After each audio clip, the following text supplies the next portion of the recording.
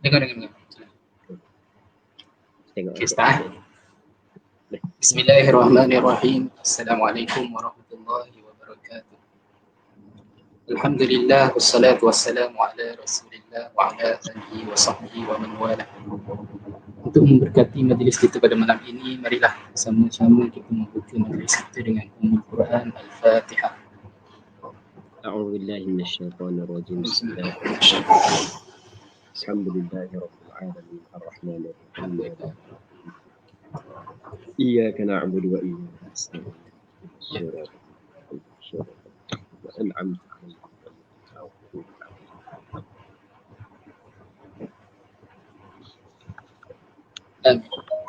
Yang saya hormati dan saya kasihi Al-Fadhil Ustaz Abu Samad Muhammad Hanafiah bin Haji Hussein dan juga para muslimin dan muslimat sekalian.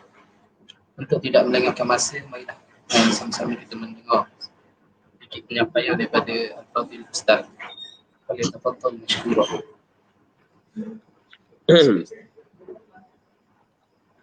Assalamualaikum warahmatullahi ta'ala wabarakatuh. Bismillah wassalatu wassalamu ala rasulillah wa ala alihi wa sahbihi wa man wala. Allahumma la sahla illa ma ja'altahu sahla wa anta taj'alul hazna ila syi'ta sahla. Allahumma ja'alna minas su'ada'il maqbulin wa la taj'alna minal ashqiya'il mardudin. Allahumma rzuqna al-ikhlasa fil qawli wal amal. Allahumma akrimna bil ikhlasi fil qawli wal amal. Sallallahu ala sayyidina Muhammad wa ala alihi wa sahbihi ajma'in walhamdulillahi rabbil alamin. Terima kasih kepada saudara pengurusi majlis, pihak penganjur, muslimi muslimat, sidang penonton yang dirahmati oleh Allah Subhanahu wa taala. Jadi insya-Allah kita sambung balik pengajian kitab Minhajul Talibin yang dikarang oleh Imam Nawawi rahimahullahu subhanahu wa taala. Wa nafa'ana Allahu bi'ulumihi fid darain amin. Kata Imam Nawawi rahimahullahu subhanahu wa ta'ala, kita masih lagi dalam perbincangan berkenaan dengan mandi. Katanya wa man bihi najasun yaghsiluhu thumma yaghtasil. Okey, ni baik kita baca dah. Katanya wa man ightasala li janabatin wa jumu'atin hasala aw li ahadihima hasala faqat. Qultu walau ahdatha thumma ajnab aw aksuhu kafal ghuslu 'ala al-madhhab wallahu a'lam. Katanya wa man ightasala, barang siapa yang mandi li janabatin kerana janabah, kerana berjunub, wa jumu'atin dan kerana Jumaat. Jum'atin boleh baca, jumu'atin boleh baca. Suara okey, Fazi? Sesiapa yang mandi kerana janabah, kerana berjunub, kita cerita dah sebelum daripada ni, dia terjadinya janabah adalah kerana salah satu daripada dua perkara. Yang pertamanya adalah kerana keluar mani. Yang keduanya adalah kerana bersetubuh. Jadi sesiapa yang mandi kerana janabah, kerana berjunub. Satu, wa jumu'atin, dan mandi kerana Jumaat. Okey, mandi janabah wajib. Mandi Jumaat hukum dia adalah sunat. Jadi dia mandi sekali dengan dua tujuan, dengan dua niat, dengan dua qasad. Satunya kerana berjunub, yang keduanya kerana Jumaat. Katanya hasala, berhasillah kedua-duanya. Maksud dia berhasil kedua-duanya, maksudnya mandi wajib dia dapat, maksudnya terangkat hadas besar, dalam masa yang sama dapat sunat Jumaat. Itu maksudnya hasalah, hasil kedua-duanya. Katakanlah seorang tu pada pukul 10 pada hari Jumaat, 10 pagi, dia bersetubuh. Jadi lepas daripada bersetubuh, nak pergi sembahyang Jumaat. Jadi wajib dia kena mandi kerana berjunub. Dalam masa yang sama dituntut kepada dia mandi kerana Jumaat. Maka dia melakukan sekali mandi dengan dua niat. Niat yang pertama adalah kerana mengangkat hadas besar. Niat yang kedua adalah kerana sunat Jumaat. Dapat ke tak? Kata ulama, dapat belaka dua-dua. Ni dalam istilah fiqh dinamakan sebagai tasyrikun niyah, nama dia. Tasyrik an-niyah. Maksudnya satu perbuatan dimasukkan lebih daripada satu niat. Sebab dia hasil kedua-duanya kerana apa yang disebut oleh ulama fiqh bahawasanya mabna taharah ala tadakhul. Maksud mabna taharah ala tadakhul, taharah dia dibinakan di atas bermasuk-masukan. Maksudnya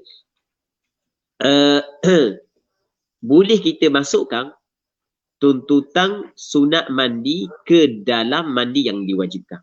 Okey, itu maksudnya. Itu wa man ightasala li janabatin wa jumu'atin hasala, hasil kedua-duanya. Aw li ahadihima hasala faqat. Ataupun kerana salah satu daripada keduanya. Jadi dia mandi untuk salah satu daripada keduanya. Okey, salah satu ni mungkin untuk janabah saja ataupun untuk Jumaat sahaja. Hasala, jawab bagi man tu, hasilah ia kembali kepada ahaduhuma faqat sahaja. Jadi kalau hari Jumaat dia berjunub, dia pun mandi. Mandi dia niat mandi wajib. Dia tidak niat pun mandi Jumaat. Maka dapat mandi wajib. Maksudnya terangkat hadas besar. Ataupun dia pada hari Jumaat dia berjunub. Lepas tu dia mandi niat untuk Jumaat, untuk sunat Jumaat. Dia lupa dia berjunub. Dia tak ingat dia berjunub. Tapi dia mandi sunat Jumaat. Lepas daripada mandi, siap pakai baju, start mutu, baru teringat Allah dak mandi wajib lagi. Maka kata ulama mesti kena mandi wajib semula. Kerana apa yang dia niat saat ni adalah mandi sunat Jumaat sahaja. Apabila dia niat mandi sunat Jumaat, maka hasil mandi sunat Jumaat. Manakala janabah tidak terhasil lagi. Itu maksud auli ahadihima hasala faqat. Qultu, berkata oleh aku. Siapa aku? Imam Nawawi. Walau ahdatha thumma ajnaba aw aksuhu kafal ghuslu ala al-madhhab wallahu a'lam. Perkataan qultu wallahu a'lam ni adalah perkataan Imam Nawawi. Yang mana perkataan ni, hukum ni tidak disebut dalam kitab Muharrar. Ini adalah penambahan yang dibuat oleh Imam Nawawi. Benda kata Imam Nawawi, walau ahdatha, sekiranya berhadas. Seorang tu berhadas, maksud berhadas kecil. Dia ketuk ke, dia tidur ke, ataupun dia begok ke, dia kecil ke, dia bersentuh dengan perempuan yang bukan mahram dia ke.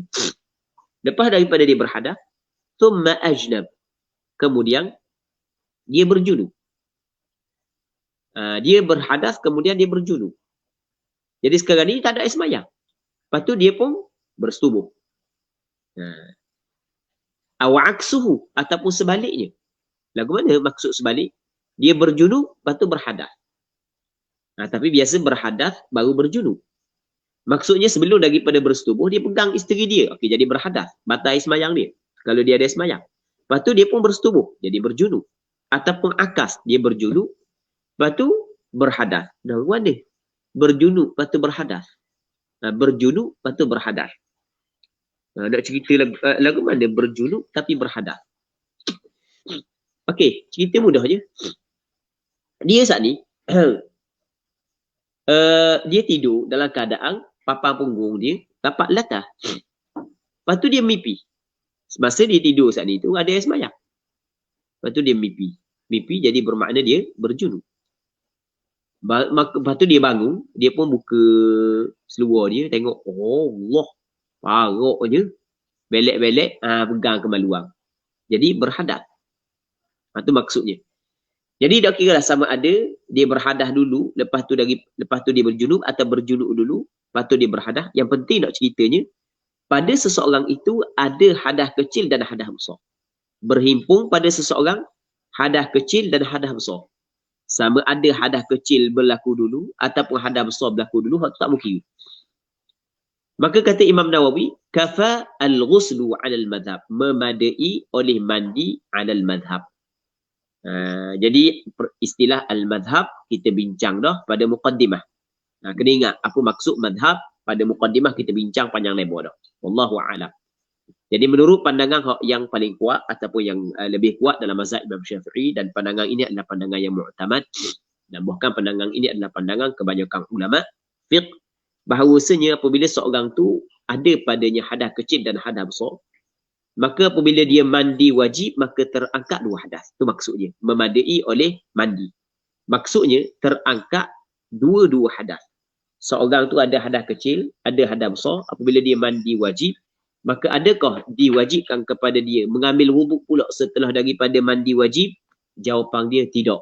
Kerana mandi wajib dia mengangkat kedua-dua hadas. Hadas kecil terangkat, hadas besar terangkat, dan hadas kecil juga terangkat. Itu maksudnya. Sama ada dia mandi itu secara tertib, mengikut tertib wuduk ataupun tidak. Hukum dia sama. Mengikut tertib wuduk ke, tak mengikut tertib wuduk ke, sama je. Terangkat, apabila terangkat hadas besar, maka secara automatik terangkat hadas kecil. Ini pandangan kebanyakan ulama, termasuklah pandangan mu'tamad dalam mazhab Imam Syafi'i. Tapi kena ingat, ini benda yang penting yang perlu kita kena tahu, bahawasanya jangan sekali-kali setelah daripada kita selesai mandi, kita melakukan perkara yang membatalkan wudu. Kita mandi, dia maksud selesai mandi, dia kena kira ambil hak yang pertama. Maksudnya hak yang wajib mandi. Maksud dia wajib mandi. Hak yang wajib mandi, fardu mandi. Maksudnya basuhan hak yang pertama. Jadi apabila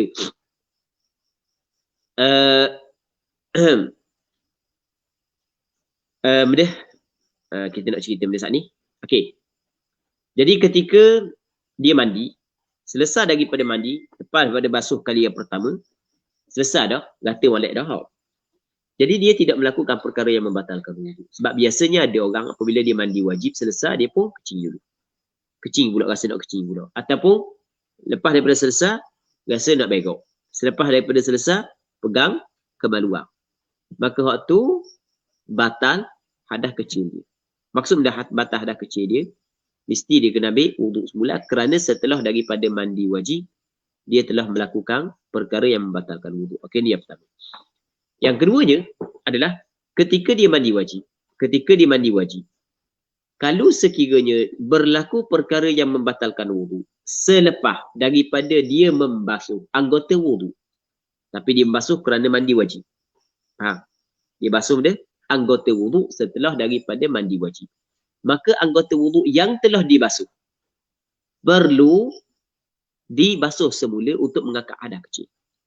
Sebab apabila dia mandi wajib, lepas tu dia pun basuh kawasan muka. Jadi kena dah muka kan. Kena dah kepala. Jadi bermakna hadas besar yang ada pada muka dan yang ada pada kepala terangkat. Begitu juga hadas kecil terangkat. Tangan dah kena lagi. Lepas tu kena tangan. Terangkat hadas besar yang ada pada tangan dan hadas kecil yang ada pada tangan. Katakanlah kaki tak kena lagi sebab dia pakai sarung kaki, tak kira lah dia buat lagu mana kaki tak kena lagi. Jadi bermakna kaki belum lagi terangkat hadas besar dan belum lagi terangkat hadas kecil sebab tak kena lagi air. Tiba-tiba dia ketuk. Jadi apabila ketuk, bermakna hadas kecil yang terangkat tadi tu hilang. Hadas kecil pada muka, tangan, kepala hilang. Tetapi di kaki tak ada masalah. Sebab belum lagi dia mengangkat hadas besar. Jelas tak? Jadi bermakna muka dia kena basuh semula. Tangan dia kena basuh semula. Kepala dia kena sapu semula. Manakala kaki cukup dia basuh untuk mengangkat hadas besar dan terangkat hadas kecil sekali. Baik. Ni benda yang perlu kita kena faham. Tetapi kalulah dia mandi dah, tetapi belum lagi dia membasuh anggota wuduk. Kawasan muka tak basuh lagi. Tangan tak basuh lagi. Kepala, sebahagian daripada kepala tak basuh lagi. Tempat-tempat basuh dah. Kaki tak basuh lagi. Ni contoh sahaja. Payah nak jumpa lagu ni cara. Payah. Ni contoh. Jadi kalau dia ketuk ke, dia kecil ke, tetap lepas daripada itu apabila dibasuh tetap terangkat hadas besar dan hadas kecil. Okey, boleh faham? Wallahu a'lam.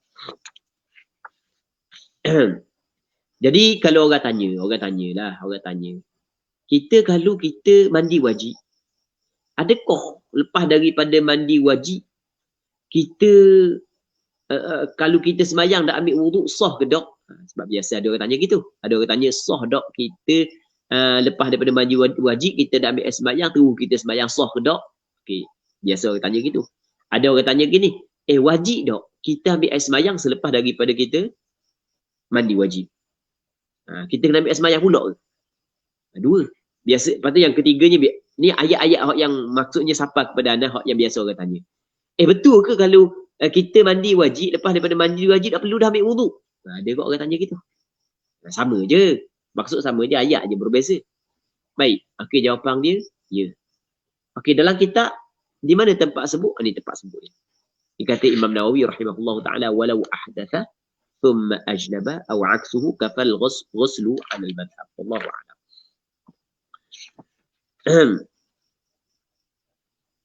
Katanya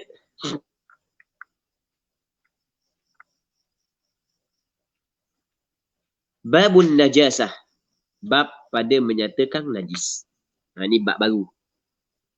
Bab pada menyatakan najis dan cara menghilangkannya. Baik. Hiya an-najasah ni kullu muskirin ma'i'in wa kalbin wa khinzirin wa far'ihima wa maitati ghairil adami. Iaitu najasah ni adalah kullu muskir, setiap yang memabukkan. Najis ni adalah setiap yang memabukkan. Ma'i'in, yang cair. Setiap yang memabukkan, yang cair. Kita ada yang memabukkan yang beku. Ganja. Ganja memabukkan. Kena ada ganja apa ni? Duk saya tengok pokok ganja. Kau saya tengok lah. Kau biasa gulung.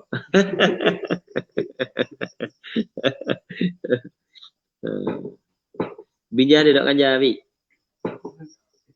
Tak ada? Ya, tak Jadi tak masyarakat ganja kan?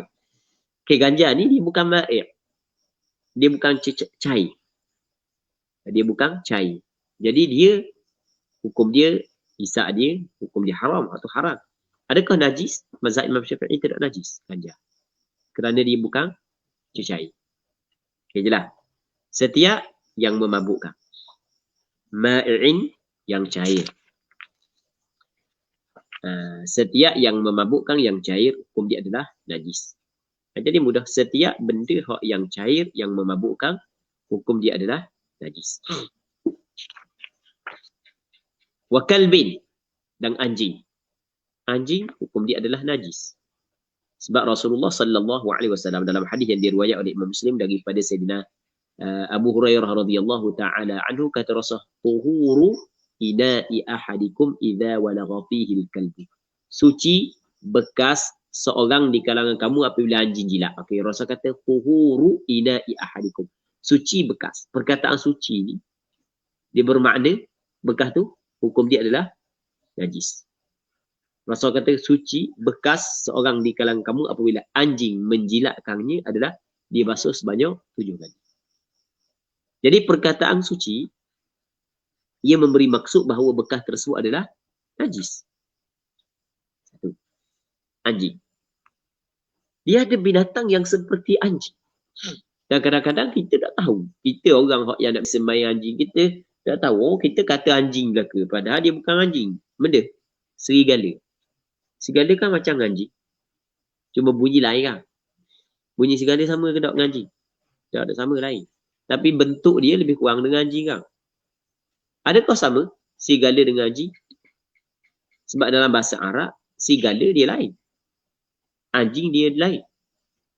Serigala dia zi'bun rasanya. Anda lupa dah. Itu dah zi'b. Anjing kalb. Jadi bermakna serigala dia tidak mengambil hukum anjing. Kalau katanya, kenapa serigala tidak mengambil hukum anjing? Jadi dalam mazhab Imam Syafi'i, hukum anjing adalah najis. Anjing hukum najis. Dan serigala kan sama dengan anjing? Ya, sama. Sama nampak pada zahir. Maksudnya persamaan banyak. Tapi bukan sama 100%. Dia serigala lain. Anjing lain. Dia anjing, dia suatu benda, serigala suatu benda yang lain. Ketika syarak menyebut bahawasanya anjing, hukum dia adalah najis, serigala tidak termasuk dalam kategori ini. Baik. Wa khinzir, dan babi. Khinzir. Bahasa kita orang guna perkataan khinzir. Khinzir, babi. Dia masalah babi, hukum dia adalah najis. Hak ni berlaku kesepakatan di kalangan ulama. Cuma, adakah ia najis biasa atau najis biasa ataupun najis mughallazah? Ni adalah khilaf di kalangan ulama. Sebab dalam Al-Quranul Karim Allah Subhanahu wa taala menyebut walahma khinzir fa innahu rijs. Dan daging babi, maka sesungguhnya daging babi itu adalah rijs, kotor, najis. Jadi daging babi hukum dia adalah najis. Cuma najis benda, nanti kita akan bincang lepas daripada ini. Wa far'ihima, dan fara'. Maksud fara' ni anak bagi keduanya. Anak bagi keduanya. Jadi maksud dengan anak bagi keduanya adalah anak anjing dan babi. Kacukang di antara anjing dan babi satu. Yang keduanya anak bagi keduanya dengan binatang yang suci. Maksudnya babi dia kacuk dengan kambing ataupun anjing kacuk dengan kambing.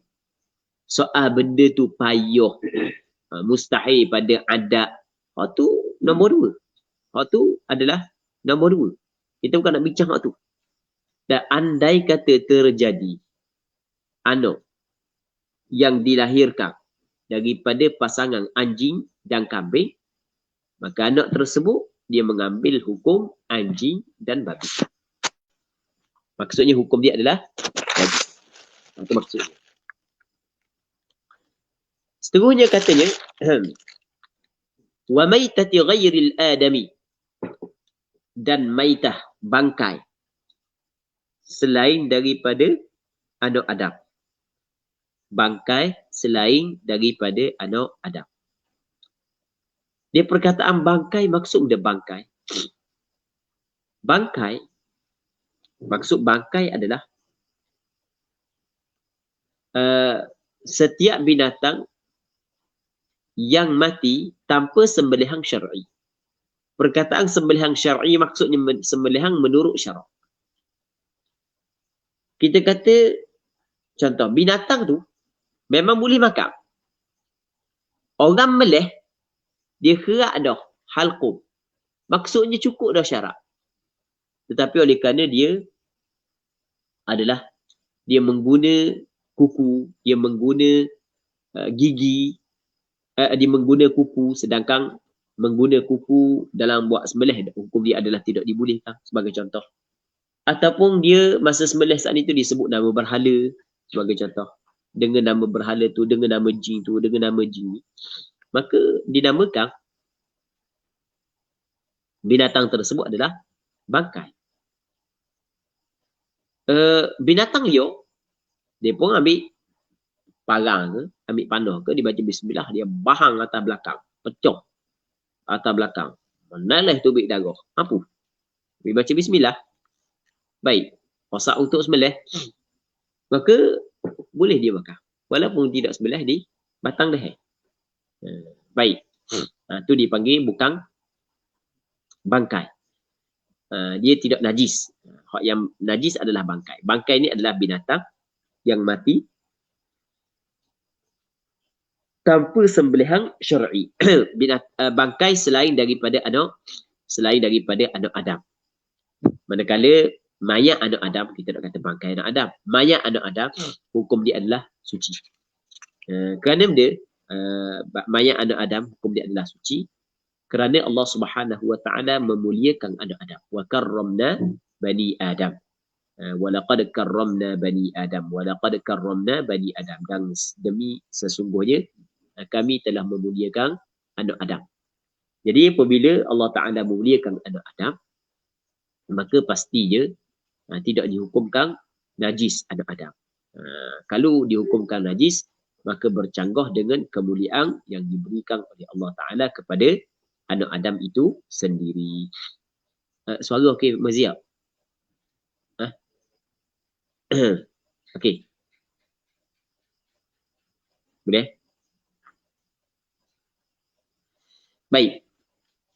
Wassamaki atas pada al-adami. Boleh? Wassamak dan ikan. Wal jarad belalang. Belalang tu maksud belalang tu belalang kateh. Kat kita belalang kateh, belalang kunyi.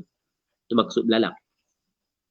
Jadi maksudnya selain bangkai yang selain daripada bangkai anak Adam, selain daripada bangkai ikan, selain daripada bangkai belalang, hukum dia adalah najis. Itu maksud dia. Manakah ataupun apakah sandaran bahawasanya bangkai hukum dia adalah najis? Kerana Allah Subhanahu wa Ta'ala dalam Al-Quranul Karim mengharamkan bangkai. Hurrimat alaikumul baitah. Diharamkan kepada kamu bangkai. Tidak boleh kita makan bangkai. Dia mengharam makan sesuatu adalah kerana salah satu daripada 3 sebab. Yang pertamanya kerana benda tu dihormati. Benda tu adalah dihormati pada syarak. Yang keduanya adalah kerana najis.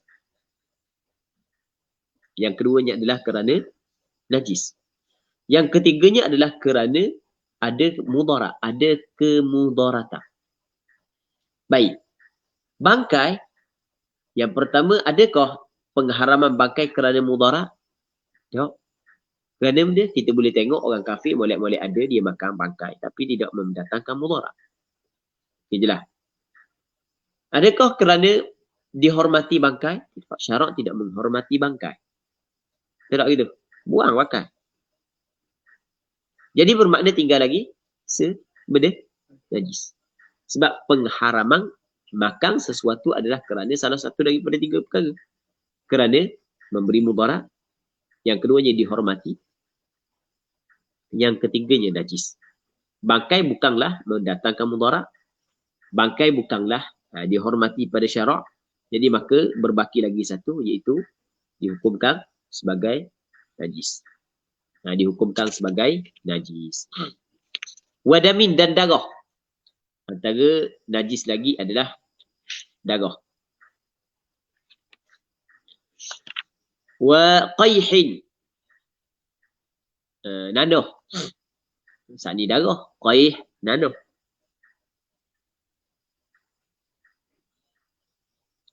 Wa qay'in dan muntah. Wa rawthin dan tahi. Cakap kita najis. Tahi lah.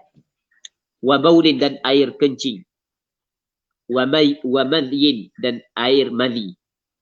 Air madhi ni air yang keluar ketika kita tengah bersyahwat.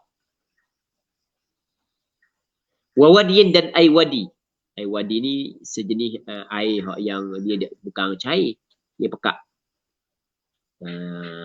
Dia pekat, ia keluar biasanya lepas daripada seorang tu kecil.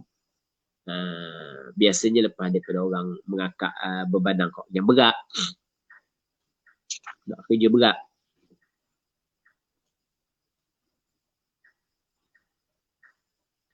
Katanya wa kadza mani yughayyiril adami fil asah. Dan seperti ini mani selain daripada anak Adam mengikut kaul yang asah. Jadi mani binatang yang selain daripada anak Adam, hukum dia adalah suci. Mengikut pandangan al-asah. Kerana benda hukum dia suci. Kerana mani itu adalah asal kepada binatang. Asal kepada binatang. Apabila binatang tu hukum dia suci, maka asal kepada binatang juga hukum dia adalah suci. Itu maksudnya. Qultu. Berkata oleh aku. Siapa? Imam Nawawi rahimahullah subhanahu wa ta'ala. Al-asahu Taharatu mani ghairil kalbi wal khinziri wa far'i ahadihima. Maksudnya, qaul al-asah, suci mani selain daripada anjing.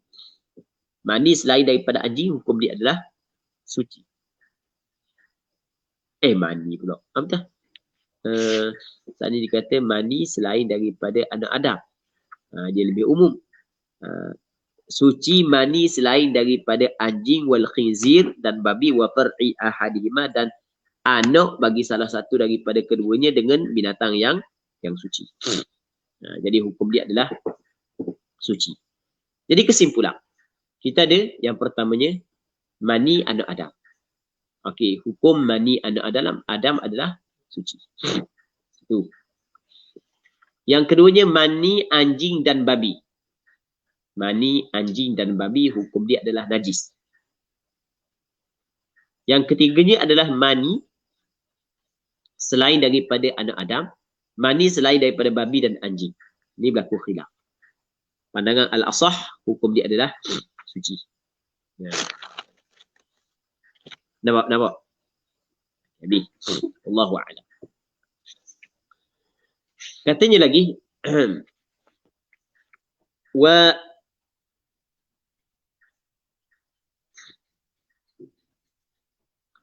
وَلَبَنُ مَا لَا يُؤْكَلْ غَيْرَ الْآدَمِ. Dan sama juga, hak yang suci ni adalah susu barang yang tidak dimakan selain daripada anak Adam. Sudah gitu kan?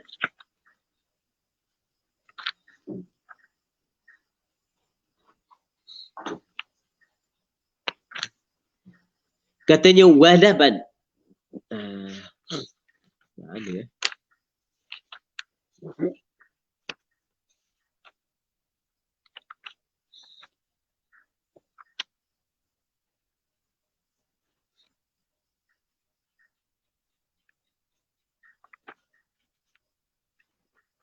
Oh, kita pergi baca wakal bin. Di situ wakal bun kan?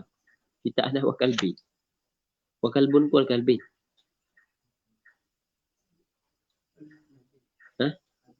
Kalbin. Ya kullu muskirin ma'i'in. Satu.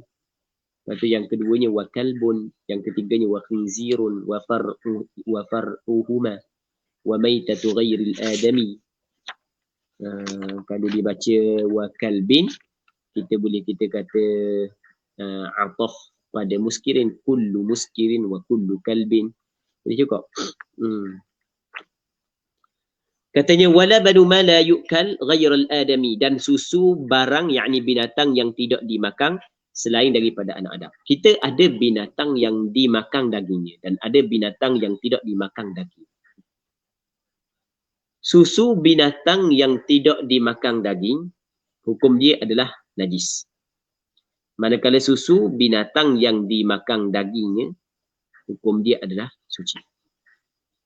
Tetapi di sana ada binatang ataupun hayawan. Hayawan ni maksudnya adalah benda yang hidup. Benda yang hidup yang daging dia tidak dimakan tetapi susu dia, hukum dia adalah suci. Sebab tu dia kata susu barang yakni binatang yang tidak dimakan selain daripada anak Adam. Anak Adam tidak dimakan tapi susu dia tidak najis. Kenapa? Kita ada susu binatang yang dimakan dagingnya, maka hukum dia adalah suci. Yang kedua, susu binatang yang tidak dimakan dagingnya selain daripada anak Adam, hukum dia adalah najis. Betul tak? Susu kucing najis. Susu keldai najis sebab tidak dimakan dagingnya. Susu menderi, binatang-binatang yang tidak dimakan daging. Susu menderi, ayam. Ayam ada susu. Rima, rima. Oh, lebih zaman rima dia. Susu kucing hutang. Susu kucing hutang tak kira lah. Kucing biasa, kucing hutang. Susu rima tak kira. Rima dia pun Baik, susu beruang. Sini ada beruang kan? Susu beruang. Syafiq pegang beruang mainang. Beruang sungguh tak berani. Ada susu. Susu beruang mainang tu tak najis, Wi. Dia beruang sungguh. Sebab tidak dimakan daging. Tapi selain daripada anak Adam, susu anak Adam tak apa, suci. Susu anak Adam hukum dia adalah suci. Jadi orang puang ni tubik susu siapa ke benda sarung dipanggil benda coli dia tu busuk bangor bau susu kan busuk kan lelak lama kan busuk bangor, tak ada masalah, boleh sembahyang, tak ada masalah, boleh sembahyang, tak ada masalah, boleh. Tanpa perlu basuh terlebih dahulu sebab hukum dia adalah suci. Wal juz'ul munfasilu minal hayy kamaitatihi illa sya'ral ma'kuli fa zahirun. Dan juz'u yang bercerai, yang berpisah minal hayy daripada benda yang hidup. Juz'u yang berpisah daripada benda yang hidup. Al juz'u mubtada, kamaitatihi tu khabar, seperti bangkai. Jadi benda ni dia berpisah daripada binatang yang hidup. Hukum dia seperti bangkai. Kalau bangkai dia suci, maka juzuk tu suci. Kalau bangkai dia najis, maka juzuk tu hukum dia adalah najis. Kata Nabi SAW dalam hadis yang diriwayat oleh Imam Hakim An-Naisaburi dalam kitab Al-Mustadrak ala Sahihain, kata Rasulullah, ma quti'a min hayyin fahuwa maitatun. Apa hak yang dikerakkan daripada benda yang hidup, maka ia adalah bangkai. Apa yang dikerak daripada benda yang hidup, maka ia adalah bangkai. Baik. Katanya, maka kata ulama, juzuk hak yang berpisah daripada benda yang hidup adalah seperti bangkai. Jadi kalau bangkai disuci, maka hukum dia adalah suci. Orang dulu dia tetok ikan. Nak tetok orang nak berani, dia tetok ikan je lah. Tetok orang takut orang bertetok balik. Dia tetok ikan. Biasa dengar orang tetok ikan. Nyuluh ikan, tetok bawa golok sih, nyuluh sih.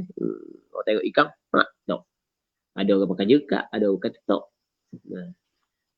Dia tetok ikan, dia boleh balik ekor je. Balik tubuh lagi, ikan lagi. Jadi itu dipanggil juzuk yang berpisah daripada benda yang hidup. Maka hukum dia ada seperti bangkai ikan. Bangkai ikan hukum dia suci. Jadi bermakna juzuk tersebut hukum dia adalah suci. Dia tengok belalang kateh ni, belalang kunyit ni besar 3 jari. Wow, sedap goreng. Dia pun pergi senyap-senyap, kaundang. Boleh kateh je belalang, tak tahu apa mana. Nama belalang kateh, boleh orang kata belalang kateh kan. Boleh kateh je.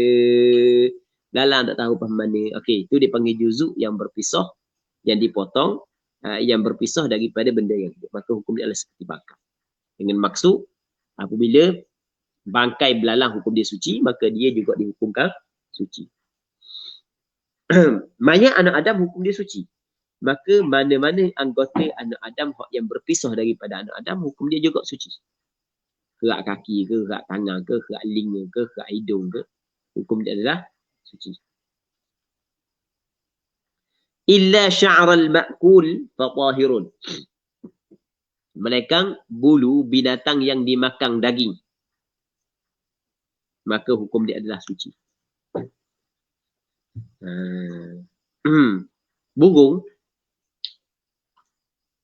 Burung hak yang boleh makan lah. Ayam hak yang boleh makan. Jadi kalau dia mampu, maka bulu dia dihukumkan najis. Sebab bulu bangkai. Nampak?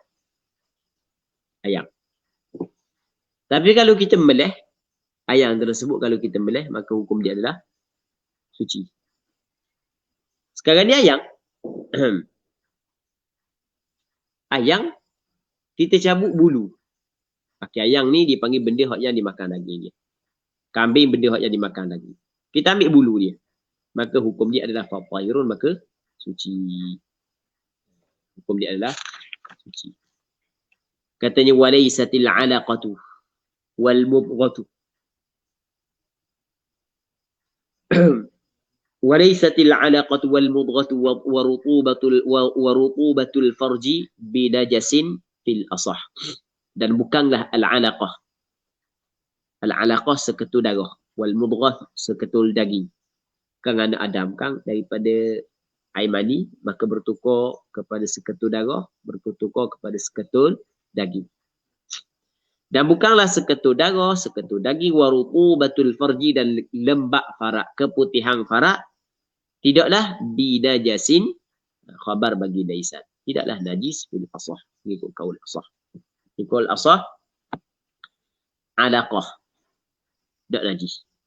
Orang puang mengalami keguguran, dia mengeluarkan alaqah, seketul darah. Wal mudghah, dia mengeluarkan seketul daging. Wa rutubatul farj, dan lembab farak, keputihan yang ada pada farak saat itu. Tidaklah binajis, najis. Fil asah, mengikut kaul yang asah. Cuma masalah rutubatul farj,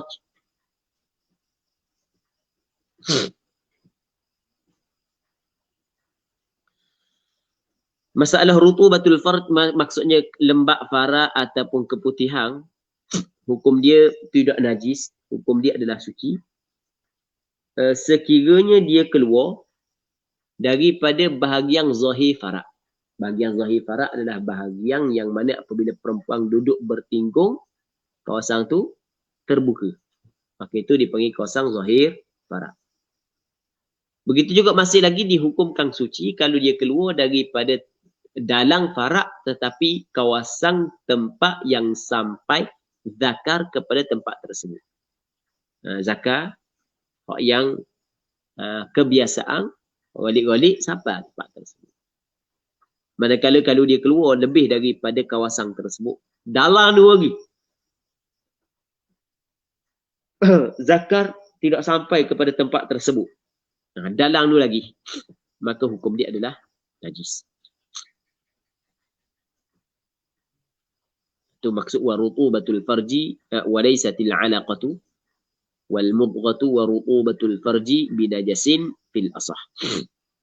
Katanya wala yathuru najisul ain illa khamrun takhallalat wa kadha in nuqilat min syamsin ila dhillin wa aksihi fil asah. Dan tidak sucilah oleh najis ain. Najis ain, benda tu najis, illa khamrun takhallalat, melainkan arak takhallalat, jadi cukalah ia. Pakai arak, apabila jadi cuka, maka hukum dia adalah suci. Ketika dia jadi arak, hukum dia adalah najis. Pakai orang tu dia nak buat arak, dia pun perah. Dia perah anggur. Jadi apabila dia perah anggur, maka dia ambil air perahan tersebut. Apabila dia ambil air perahan tersebut, dia pun perang. Dia perang, air perahan anggur saat itu hukum dia adalah suci.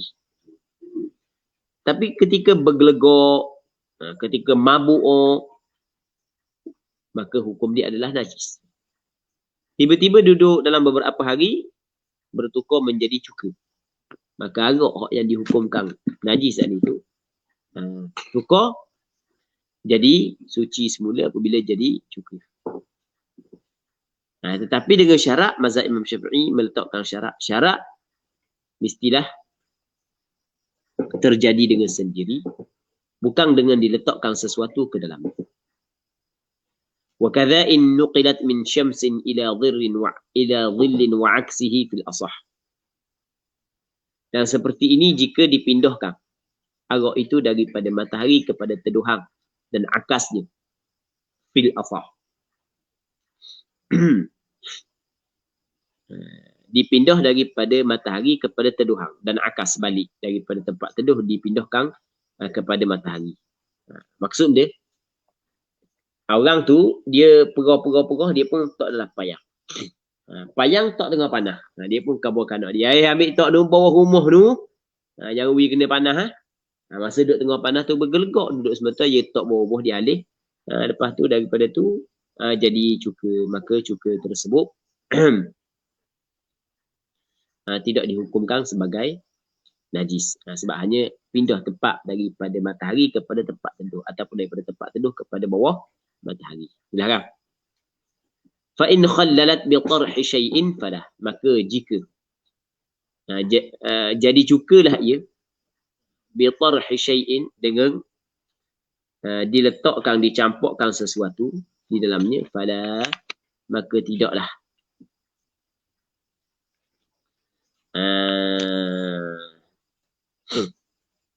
fala ay fala tadhur, maka tidak jadi suci.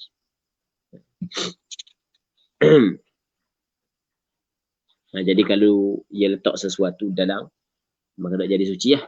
Sebagai contoh boleh.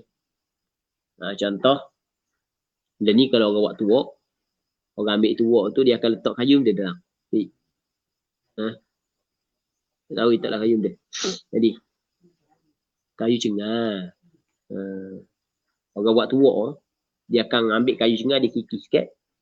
Dia kikis sikit, dia tak dalam. Dia tak dalam. Sebab kayu cengar ni, dia ada kelak-kelak sikit. Jadi air tuak saat ni tu, dia tak kayu cengar dalam. Lepas tu dia pegang, kayu cengar duduk dalam. Nampak? Masa air tuak saat ni tu, orang Terengganu kata air tuak. Air nira lah. Air nira, air tuak sama je Terengganu.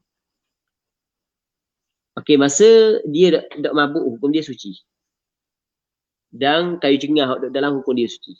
Tiba-tiba, apabila dia mabuk, maka hukum dia adalah najis.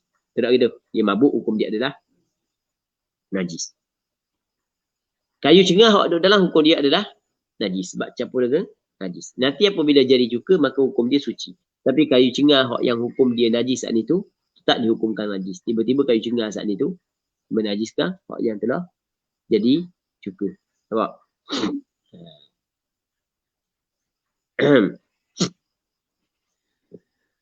Katanya lagi, wajildun najusa bil mauti fayaqhuru bidabghihi, dan kulit yang najislah ia dengan sebab mati. Kulit yang jadi najis dengan sebab kematian, dengan sebab mati. Kulit yang jadi najis ia dengan sebab mati, dengan sebab mapuh. Binatang dia mapuh tanpa sembelihan syar'i, maka kulit dia, hukum dia adalah najis. Fayaqhuru bidabghihi, maka sucilah kulit tersebut dengan disamukkan. Cara dia adalah samuk. Suci zahiruhu, oleh zahirnya. Zahir suci. Wa kadza batinuhu, dan seperti itu batinnya. Zahir pun suci, batin pun suci.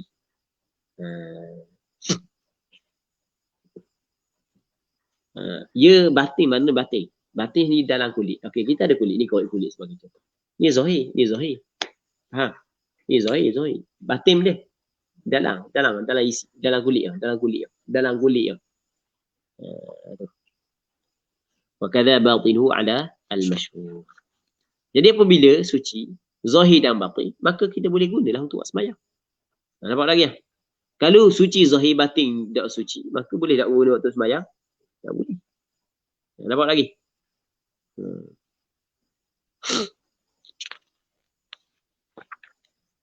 Wadabru, apa makna samuk? Samuk ni adalah, dabru ni naz'u fudulihi, mencabut, menghilangkan segala lebihan-lebihannya.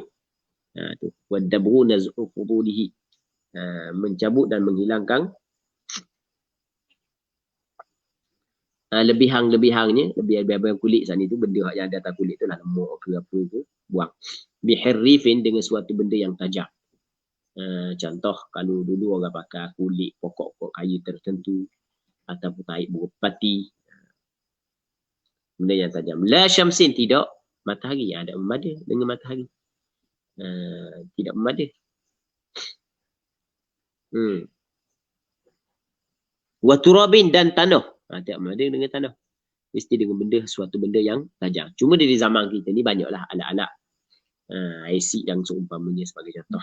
Tapi Ambil tak pernah buat dengan IC. Katanya wala yajibul ma'u fi athnahihi fil asah, dan tidak wajib air pada tengah adab fil asah. Adakah mesti kena samak dengan air? Tak wajib. Wal madbu ka thawbin najus. Benda hak yang telah disamak, kulit yang telah disamak adalah seperti kain hak yang najis. Lagu mana kain najis? Lagu mana kain najis? Begitulah kulit hak yang telah disamak. Itu maksud wal madburu ka thawbin najus. Maksudnya benda hak yang disamak, kulit hak yang disamak adalah seperti kain hak yang najis. Dia najus ni maksudnya ka thawbin najisin, boleh. Ka thawbin najisin ataupun ka thawbin mutanajis, seperti kain hak yang terkena najis. Maksudnya kena basuh dululah sebelum daripada guna. Muslimin muslimat yang dirahmati oleh Allah Subhanahu wa taala. Seterusnya katanya wa ma najusa bimulaqati syai'in min kalbin ghusila sab'an ihdaha biturab. Dan apa hak yang najusa, saat ni kan kathaubin najisin, gitu kathaubin najisin. Wa ma najusa, dan apa hak yang najis lah ia bimulaqati syai'in min kalbin, dengan sebab bersentuh dan bertemu sesuatu daripada anjing, ghusila sab'an, dibasuhkan dia sebanyak 7 kali, ihdaha, salah satu daripada 7 kali adalah biturabin, dengan tanah. Wal azharu ta'ayyunut turab, dan pandangan hak al-azhar adalah tertentu tanah. Benda lain daripada tanah tak boleh sabung-sabung, tak boleh. Sebab Rasulullah sebut tanah. Wa annal khinzira, dan bahawasanya khinzir adalah kakalbin, seperti anjing. Khinzir seperti anjing. Khinzir, babi, adalah seperti anjing. Sebagaimana anjing kena basuh sebanyak 7 kali, babi juga kena basuh sebanyak 7 kali. Dia kiaskan babi di atas anjing kerana hak yang perkataan najis babi ni disebut dalam Al-Quran. Jadi bermakna keji lah, teruk lah. Sebab itulah diberikan sama cara basuh dia dengan cara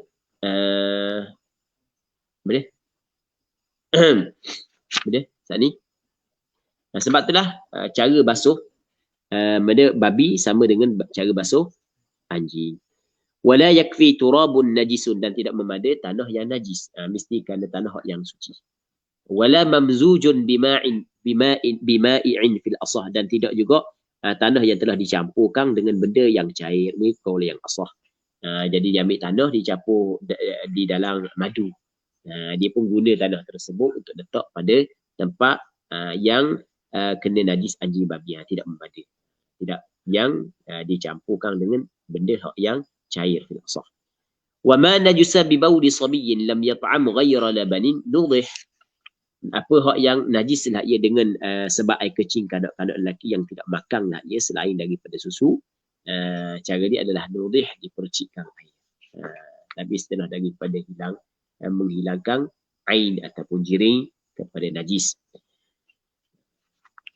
Lepas tu barulah percik air. Lepas tu kena ratakan tempat percik tadi.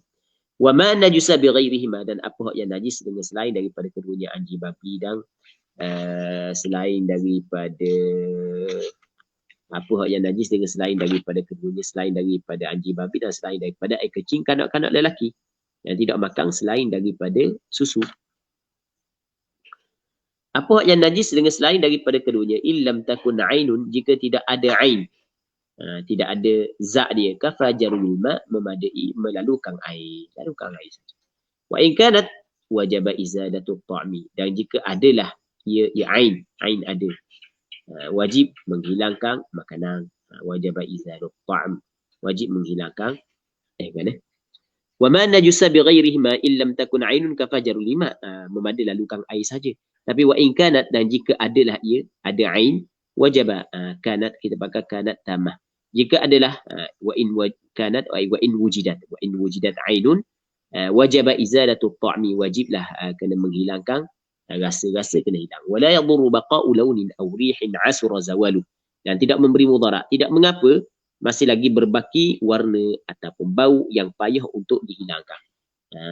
Jadi kalau payah dah nak hilangkan warna atau bau sahaja payah nak hilangkan, maka dimaafkan, tidak memberi mudarat.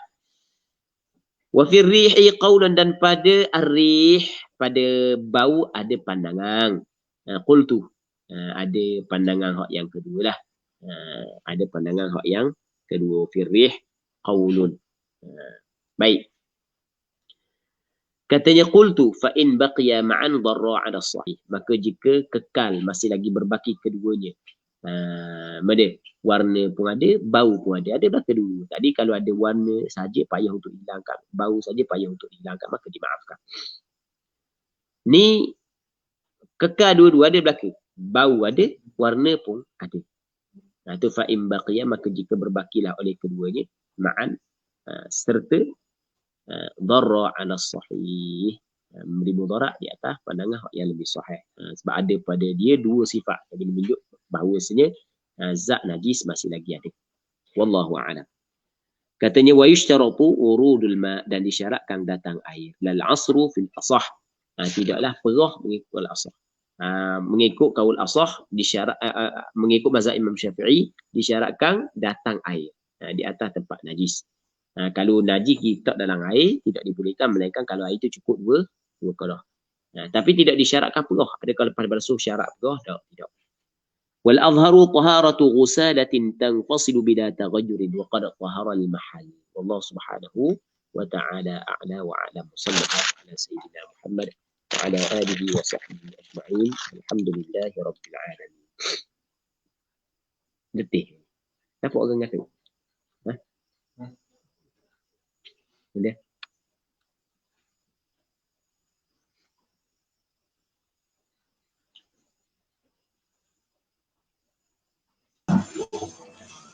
Jazakallah diucapkan kepada Al-Fadhil Ustaz atas perkongsian tadi.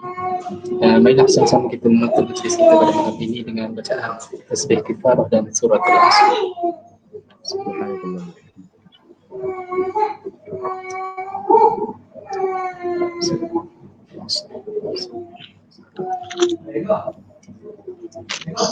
Assalamualaikum warahmatullahi wabarakatuh. Rasa kadang kata tapi tak boleh. Tak boleh. Tapi rasa dalam